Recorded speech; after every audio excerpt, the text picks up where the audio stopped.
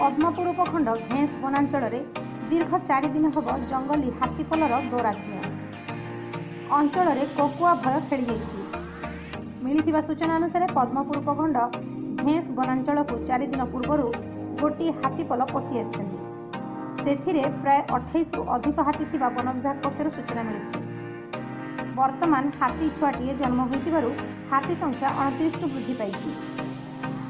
हाथीपल जो यह अंचल में कोकुआ भय खेली लोक मैंने घर बाहर असुरक्षित मन कर हाथीपल भय गाँ गुड़िक कर्फ्यू परिस्थिति सृष्टि होती।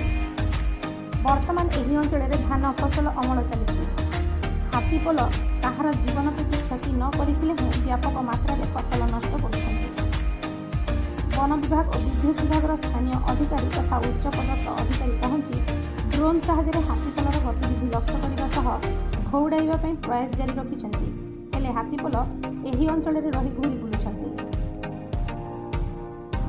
पद्मपुर विद्याधर साहू का रिपोर्ट, मातृभूमि लाइव टीवी। पुरीमाल ग्रामर समस्त ग्रामवासी वृंद को जणाई दिया जाउछि जे आपणक अंचल रे जंगली हाथीपल घूरी बुलुचंती एणु आपणक अंचल हाथीपल न छाड़िबा जाए कई बाहर को जानतु नहीं।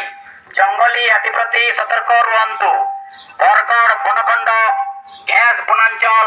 धन्यवाद।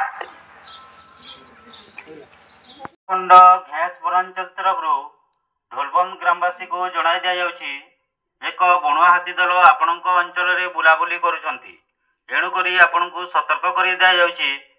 जंगली हाथी प्रति सतर्क रहंतु, सुरक्षित रहंतु। रात्रि रे किंबा भोर सकाल केही पदा को बाहरंतु नाही। जंगली हाथी प्रति सतर्क रुहंतु। जंगली हाथी प्रति सतर्क रुहंतु।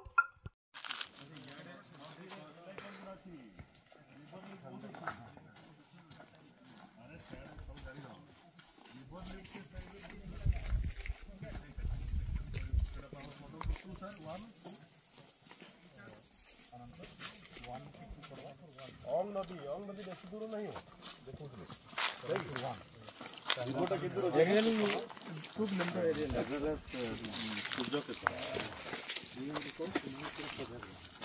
मुख्य